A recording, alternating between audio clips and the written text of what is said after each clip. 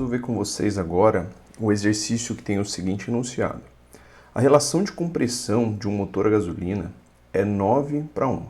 Sabendo que a temperatura máxima no ciclo é de 1800 kelvins e que a temperatura e a pressão do ar antes da compressão são iguais a 290 Kelvin e 90 kPa, assuma para o ar o calor específico a volume constante, né, o CV, de 0,717 kJ por quilograma Kelvin e a constante adiabática, K, igual a 1,4, que seria para o ar, né?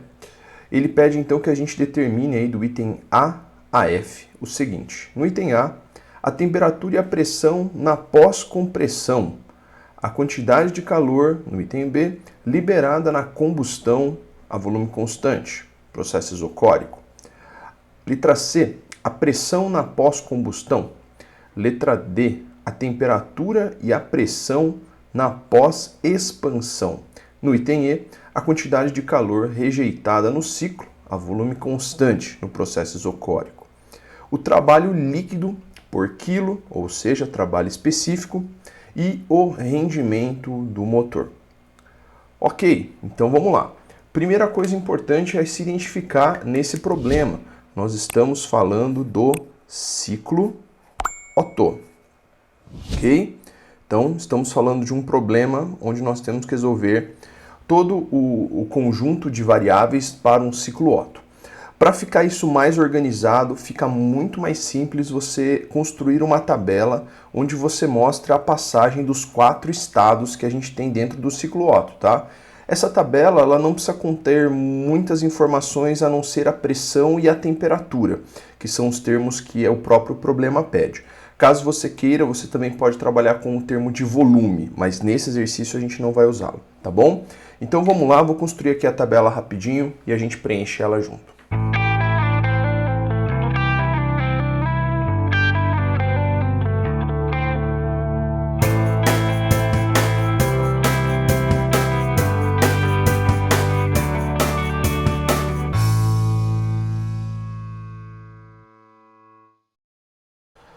Ok, pessoal, então aqui uma tabela simples que a gente vai começar preenchendo ela com os dados que vieram do problema primeiro, tá?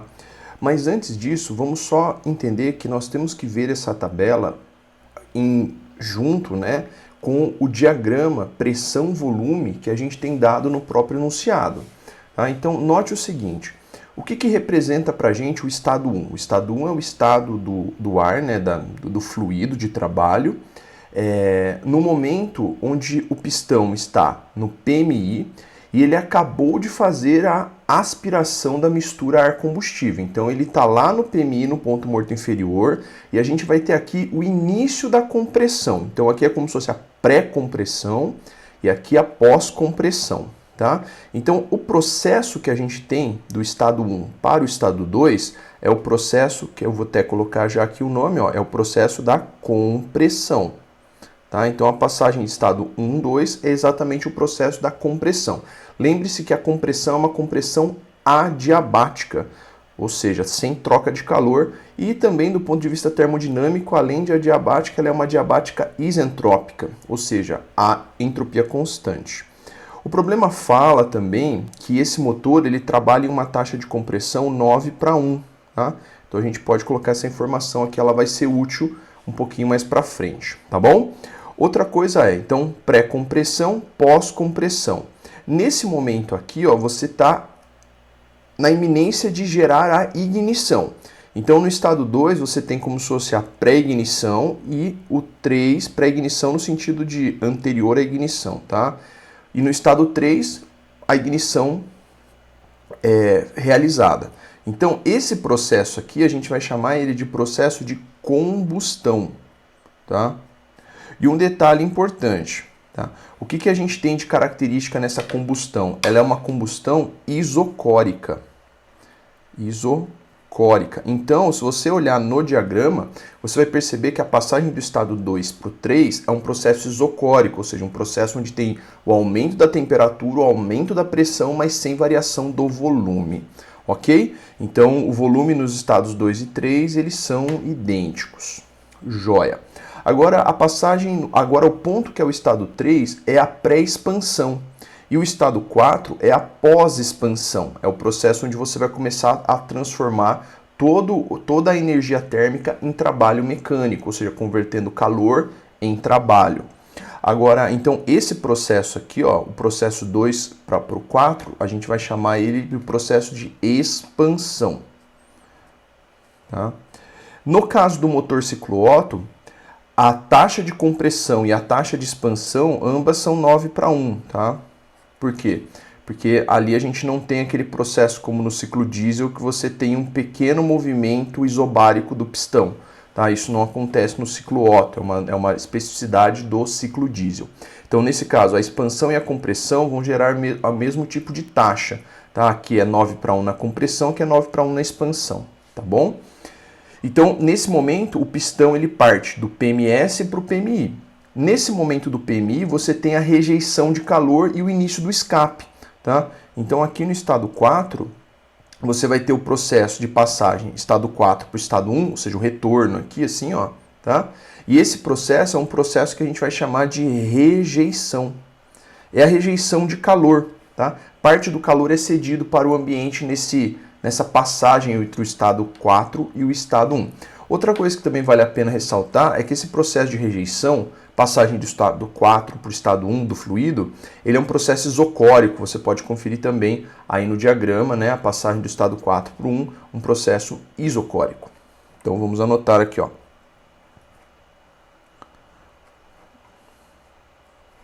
Processo isocórico, ok?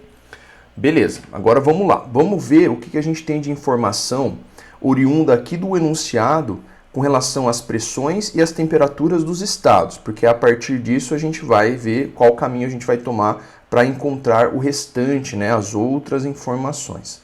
Então vamos lá. Ó, o enunciado ele informa para a gente que a pressão no estado 1, lembrando que a pressão no estado 1 é a pré-compressão, tá? É de 90 kPa, tá? Então 90 kPa. Então 90 kPa é o estado de pré-compressão, tá bom? Outra informação que ele nos dá é que o fluido, quando a mistura, né, quando ele adentra na câmara de combustão, ele está a 290 kelvins. Isso é praticamente temperatura ambiente, né? Porque a gente tem que lembrar que 0 Kelvin é aproximadamente 0 graus Celsius é equivalente a 273 kelvins. Então, 290 kelvins a gente está aí bem próximo da temperatura ambiente, beleza? Agora, vamos ver o que mais que a gente tem de informação. A gente tem ali o valor da temperatura no ciclo, ele coloca ali, ó, sabendo que a temperatura máxima no ciclo é de 1800 kelvins, tá? Onde que a gente tem a temperatura máxima num ciclo do motor? No processo final da combustão. Então nós temos aqui o início da combustão, né, no estado 2, e a finalização do processo de combustão, que é o estado 3, que é aquele pico que a gente tem lá no diagrama, que é o ponto de maior pressão e também maior temperatura do ciclo, tá?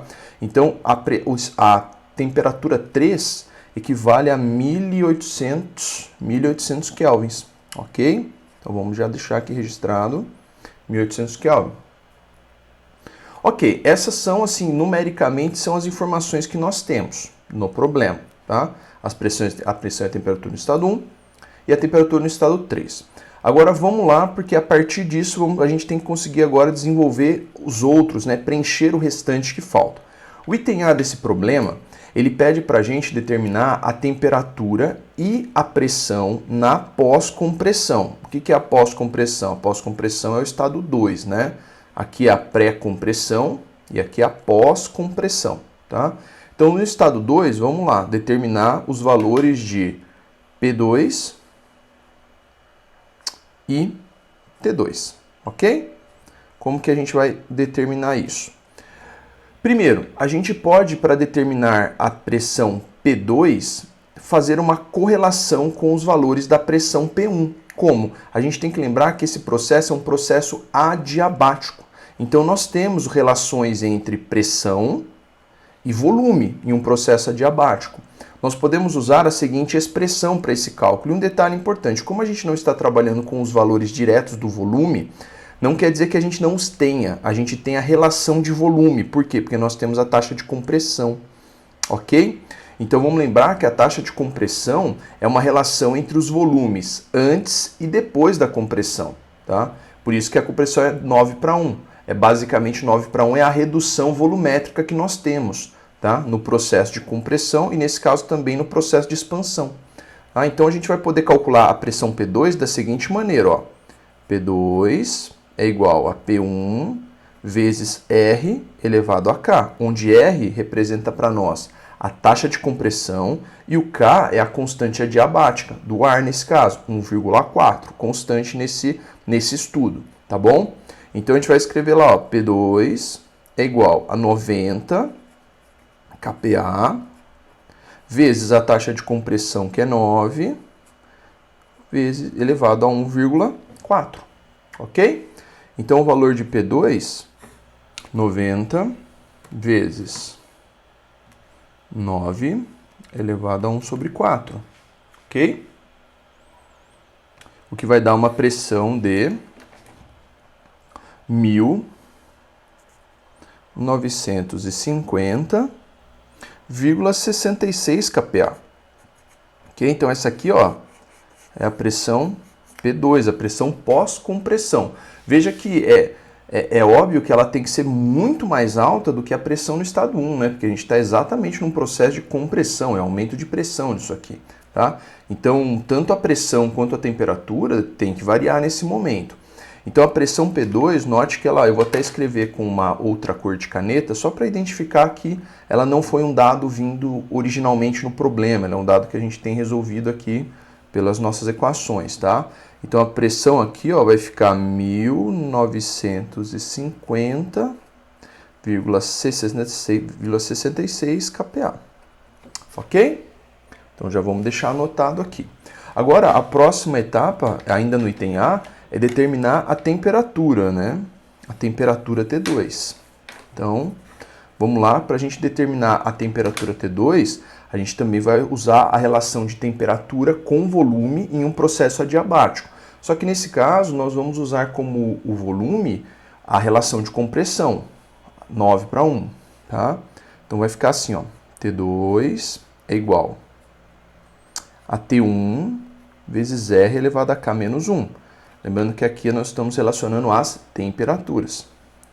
Ficando assim, ó, T2 igual 290 kelvins vezes 9 elevado a 1,4 menos 1, ou 0,4 se quiser anotar direto. Okay? Fazendo a conta aqui, ó, 290 vezes 290 vezes 9 elevado a 0,4, tá bom? 9 elevado a 0,4. O que dá a temperatura de 698,39 Kelvin.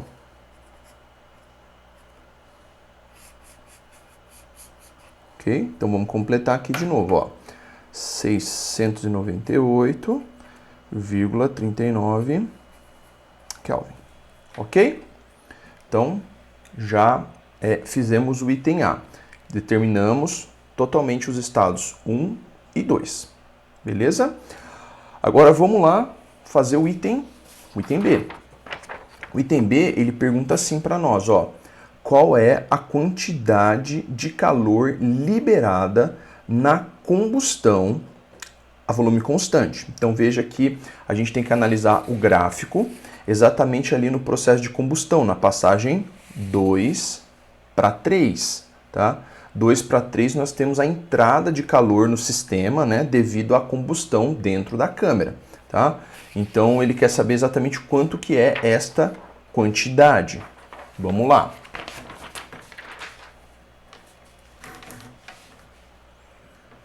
Item B. Para calcularmos essa quantidade, primeiro ponto a gente a chama, né, de Q e a gente chama de H. A gente usa sempre a nomenclatura H, é de high, né, quando nós trabalhamos com a entrada de calor. E o Q é L, ou Q low, quando a gente está falando de uma rejeição de calor, tá bom? Então aqui, ó, na entrada de calor, que é H, como que a gente vai calcular isso? Né? Nós vamos calcular usando a seguinte relação, né, de calorimetria. Calor específico, nesse caso é o calor específico CV. Por que significa? O que é esse V? É que significa que é um processo a volume constante. Existe uma diferença porque existe também o calor específico a pressão constante, que a gente chama de CP, tá? Não é o caso aqui porque o processo aqui é isocórico e não isobárico, por isso já usamos o CV. Lembre-se que o processo da combustão é uma combustão isocórica, por isso do CV e não do CP, tá? Beleza? Então, CV vezes a variação de temperatura entre os estados, né? Então, seria o ΔT 3,2, tá? Entre os estados 3 e 2. Isso significa, né, basicamente, que é CV vezes T3 menos T2. Lógico que aqui nós já conhecemos de antemão as duas temperaturas, tá? Nós conhecemos a temperatura no estado 3, conhecemos a temperatura no estado 2 e também o calor específico a volume constante para o ar, tá? Então, por isso que a gente consegue calcular. Vamos só lembrar que aqui, deixa eu colocar esse dado aqui, ó, lá do problema, ele fala que o CV é de 0,7 para o ar, né? 0,717 kJ por quilograma Kelvin. Ok? Esse dado aqui é importante, que a gente usa ele aqui na equação. Então, vamos lá, que high 0,717 vezes a variação de temperatura, né? Pegando aqui pela tabela, ó, seriam 1.800 menos 698,39. Então, 1.800 menos 698,39 Kelvin, ok? Então isso aqui, ó, vai dar uma quantidade de calor. Aqui um detalhe importante, tá? Se você fizer uma análise dimensional aqui, você vai perceber que isso aqui é calor, é quantidade de calor liberada específica. Então é calor específico aqui, tá? Na verdade a gente está falando de quilojoule por quilograma de fluido de trabalho. Então a gente chama isso de calor específico, tá bom? Quantidade de calor específico. Então, bora lá, vou fazer a conta. Então, 7 vezes a diferente temperatura.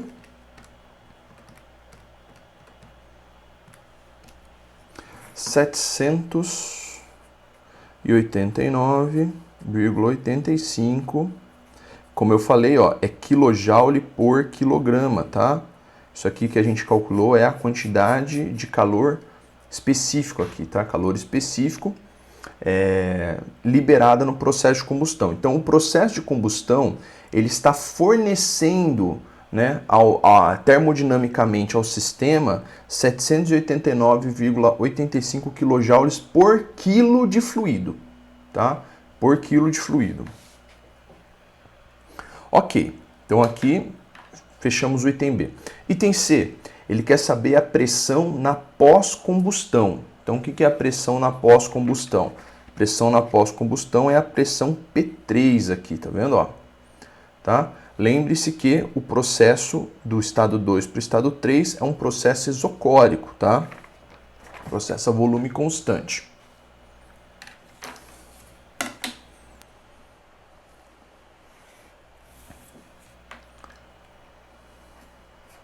Então vamos lá.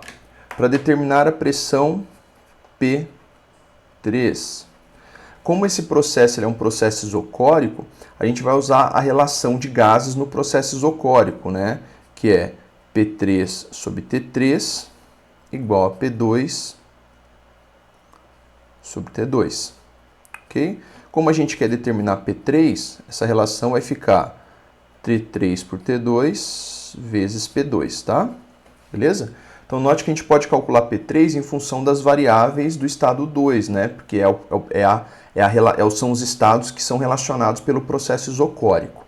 Então, o P3, ó, vamos lá, T3 vai ficar 1.800 dividido por 698,39 vezes a pressão P2, tá?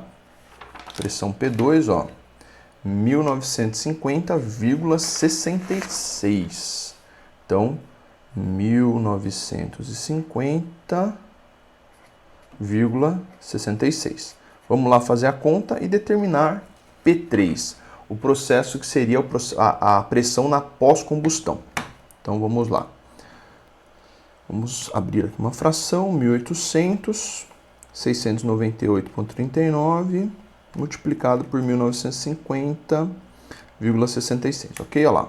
Então, a pressão vai dar 5.027,55 kPa. Beleza? Lembrando aqui, ó, que essa pressão aqui, ó, ela está em kPa, tá? Por isso que essa pressão aqui também sai nessa unidade. Caso a pressão aqui fosse utilizada em MPa ou qualquer outra unidade, teria que tomar cuidado, que é sempre a unidade do cálculo aqui, a mesma da unidade de pressão que você usou na fórmula, tá bom? Então, joia. Então, aqui é a pressão P3. Vamos aproveitar, já que a gente descobriu esse valor, vamos completar lá a tabela, tá? Então, aqui na tabela, ó, P3 possui o valor de 5.027,55 kPa. Vamos agora determinar o item D, ok? Ele fala para a gente assim, ó. Determine então a temperatura e a pressão na pós-expansão, tá? Então, nós temos aqui, ó, se observarmos na nossa tabela, a pressão e a temperatura na pós-expansão são os únicos dois termos que nós ainda não determinamos. Então, vamos lá, que só faltam esses dois termos para que a gente possa completar a nossa tabela, ok?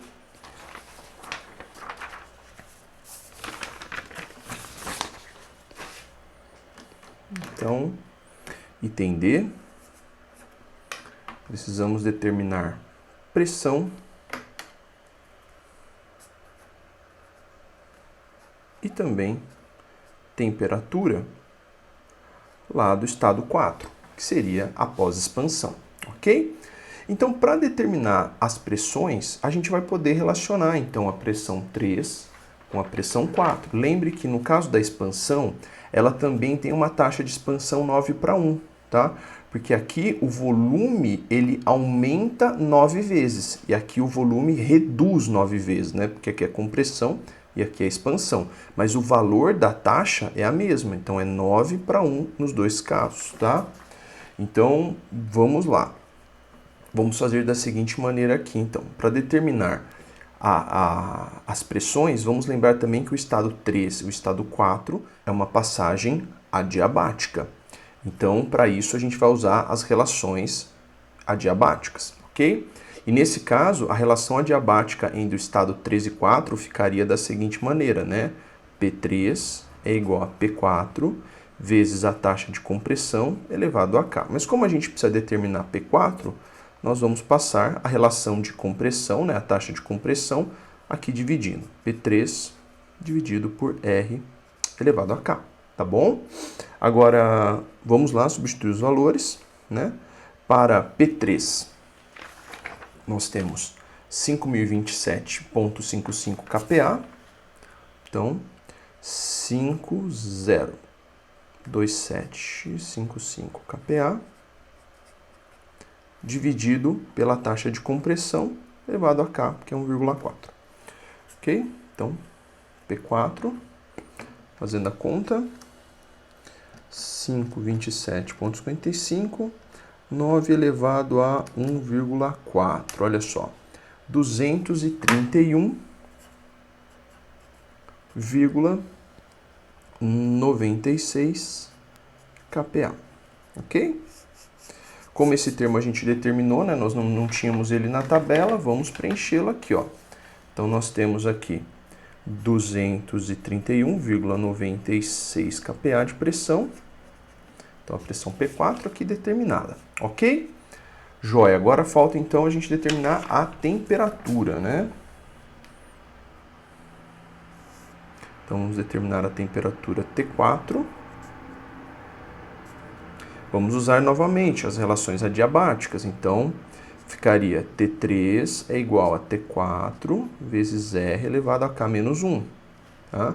E aí a gente vai fazer o quê? Passar o RK menos 1 dividindo, né? E vamos lá substituir os valores. Vamos lembrar que a temperatura T3, ó, 1800 kelvins.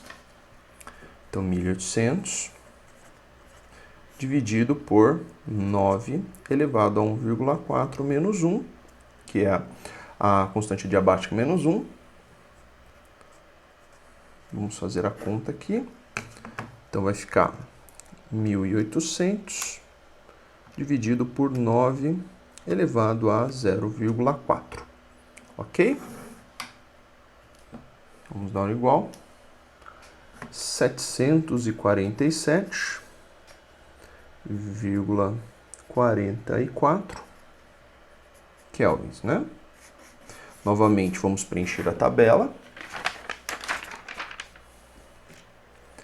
747,44 kelvins. E olha aqui que legal, completamos toda a tabela de estados, tá? Então, todas as pressões e temperaturas no todo o processo, todo o ciclo todos os termos foram determinados. Ok? Então, joia. Fechamos o item D. Agora vamos lá para o item E. O item E pede para nós o seguinte: a quantidade de calor rejeitada no ciclo a volume constante. Só para a gente lembrar, a rejeição de calor acontece na passagem do estado 4 para o estado 1, tá? Que é aquele processo no diagrama onde você percebe um processo isocórico, tá bom? Então vamos lá, vamos dar uma olhada e ver como que a gente pode resolver essa parte.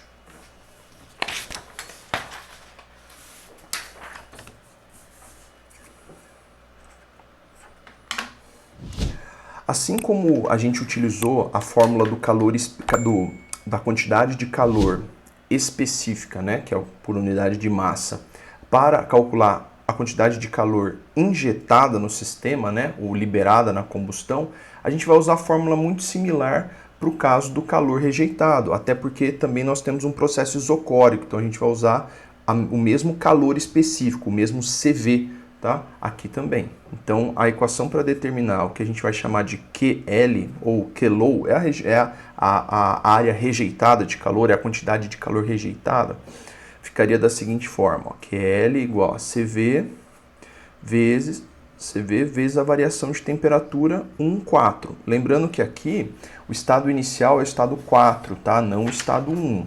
Então, o estado inicial é o 4, tá? E o estado final é o estado 1, tá bom? Por isso que eu coloquei variação de temperatura 1,4. Então vai ficar assim a equação, ó. Abrindo o termo de temperatura, T1 menos T4, ok? Note que nesse caso, como a gente está falando de calor rejeitado, você vai observar que esse termo vai dar negativo, já antecipando, obviamente, né? Mas o motivo disso é porque existe aquela convenção termodinâmica de fluxo de calor, né? Toda vez que o calor sai do sistema, nesse caso que é o fluido de trabalho, sai do sistema, o calor é negativo. Quando o calor entra no sistema, aumentando a energia, isso é positivo, tá?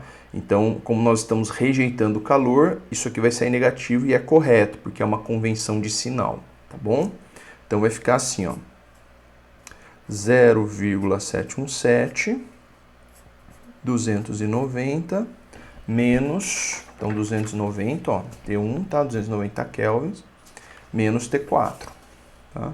Menos 747,44, que foi a temperatura que a gente acabou de determinar, né?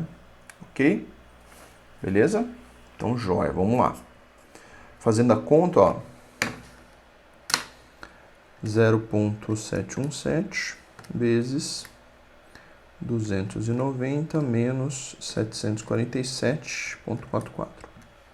Olha lá, dá o valor de menos 327,99 kJ por quilograma.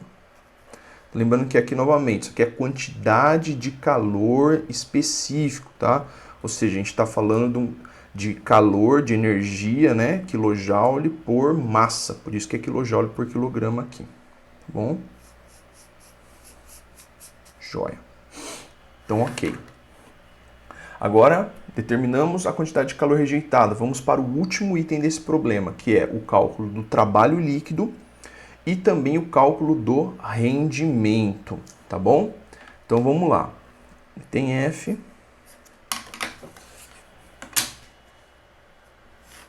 Ele deseja que a gente calcule, então, agora. Vamos começar pelo trabalho líquido, tá? Como que a gente determina o trabalho líquido? Aqui, na verdade, é trabalho específico, que é trabalho por quilo de fluido, tá? Então, aqui o trabalho líquido, ele vai ser descrito como sendo a quantidade de calor entregue, né, pelo processo de combustão, menos a quantidade de calor rejeitada em módulo aqui, tá? Beleza? Porque esse valor, lembrando que ele aqui é negativo, tá? Então, para fazer o trabalho líquido, é, na verdade, a relação entre o quanto você injetou menos o quanto você... Não, desculpa, o quanto você injetou menos o quanto você rejeitou, tá? Então, isso te dá o que a gente chama de trabalho líquido. Então, vamos lá, ó. Trabalho líquido, 789,85 quilojoules por quilo. Valor, lembrando, ó, calculamos ele no item B, tá? Ok? Menos o calor rejeitado, que é esse aqui, ó. Vamos até aqui aproveitar e lembrar, só anotar aqui a questão do sinal, tá? Então, isso daqui a gente está falando, ó, de calor que sai do sistema. Por isso do negativo ali, tá? Porque nós não estamos entrando com calor no fluido, nós estamos tirando calor do fluido e transferindo para o meio externo, tá bom? Para o que a gente chama de vizinhança na termodinâmica, né?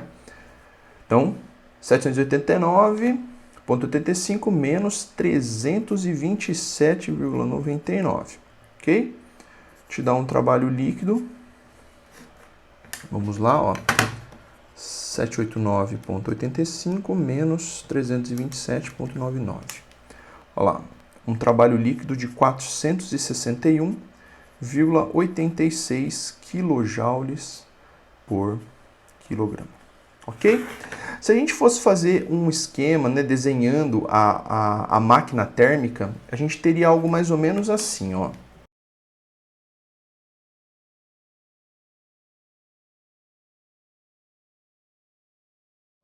Nós estaríamos entrando com Q-high, um valor de 789,85 kJ por quilo. Nós estaríamos retirando dessa quantidade, né, ou transformando, convertendo, né, dessa quantidade, uma quantidade de um trabalho líquido de 461,86 kJ por quilo e parte desse calor rejeitando ele, ou seja, nesse caso seria energia não útil, né, de 327,99 kJ por quilo. Aí, lógico que a partir disso daqui, ó, e aqui, lógico que a gente estaria falando do quê? Da máquina, né? É o motor que está fazendo esse processo aqui, a máquina térmica, tá? Então, a gente injeta calor, transforma em trabalho e rejeita parte desse calor. E isso é natural, toda a máquina térmica tem um processo onde o calor é injetado, parte é convertido em trabalho, parte é rejeitada. Nenhuma máquina térmica converte 100% do calor injetado em trabalho, porque isso, na verdade, a gente estaria, se a gente falasse que isso é verdade, ou seja, isso aqui, ó, conversão do calor de entrada, né, totalmente em trabalho, a gente estaria falando de uma máquina com rendimento de 100%, coisa que não existe, né? E então grande parte desse calor é rejeitado, e é por isso que o rendimento de uma máquina nunca é tão alto. Vamos agora aproveitar e fazer o cálculo do rendimento, tá bom? Então esse é para a gente finalizar, a última coisa que ele pede para nós é exatamente o cálculo do rendimento dessa máquina. E aí aqui a gente tem, digamos, duas formas de calcular o rendimento. Eu vou fazer com vocês as duas formas, tá? É lógico, se você não viu a aula sobre rendimento de motor ciclo Otto, eu aconselho você dar uma olhadinha, porque eu explico as formas de se calcular e o próprio conceito do rendimento, tá bom? Então aproveita, assiste a aula aí. Então vamos lá. No item F a gente ainda precisa calcular o rendimento. O rendimento, vamos fazer ela por duas definições, tá? É lógico que como nós estamos calculando a mesma coisa, o resultado é o mesmo, mas a gente vai calcular de duas maneiras diferentes. A primeira maneira é usando as energias, calor e trabalho, tá? Então o rendimento, ele é a relação entre o trabalho líquido e a quantidade de calor que você injeta no sistema, que é RAI, multiplicado por 100, porque nós gostaríamos de obter isso na forma entre 0 e 100%, tá? Veja, então, basicamente o rendimento, o conceito, só fazendo uma rápida revisão, o conceito do rendimento é o quanto de calor você consegue converter em trabalho, tá? Esse é digamos, o conceito do rendimento. Então, só para a gente ver aqui, ó, fazendo o cálculo, ó, o trabalho líquido é de 461,86, né? Dividido por 789,85, que é o calor que a gente injeta na combustão, vezes 100. Ok? Então vamos lá, vamos fazer a conta aqui e ver quanto que a gente chega. Então nós temos, ó, 461,86, 789,85, tudo isso aqui multiplicado por 100, tá? Dali, ó, um rendimento da ordem de aproximadamente, tá, 59%. Ok? Agora, isso quer dizer, né, só lógico fazendo uma interpretação desse resultado, significa que 59% do calor injetado no sistema é convertido em trabalho líquido. O restante é gasto de forma rejeitada, ou seja, o calor é rejeitado, os outros 41% que falta aqui. Tudo bem? Então, os 41% que está faltando é calor rejeitado, é energia rejeitada. Agora, lembra que eu comentei, existe uma outra forma também de se calcular esse rendimento, que é através da taxa de compressão. Então, o rendimento ele também pode ser calculado pela taxa de compressão, usando essa equação aqui, ó, no ciclo Otto, tá? 1 menos R elevado a 1 menos K. Então, vamos dar uma olhada, ó, vamos fazer aqui o cálculo. Ó. A taxa de compressão é 9 e o K é a constante adiabática, né? Então, 1,4. Ok? Vai dar um rendimento aqui, ó.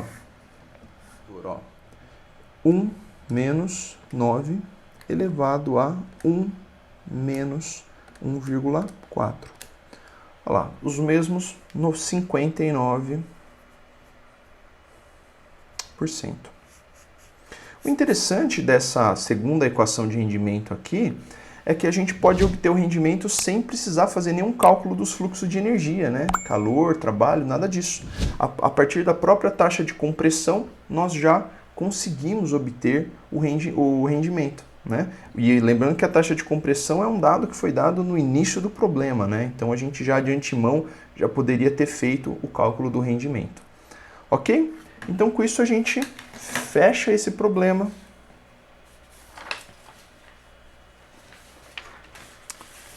Do dimensionamento de um motor ciclo Otto. Espero que eu tenha ajudado vocês. Até a próxima.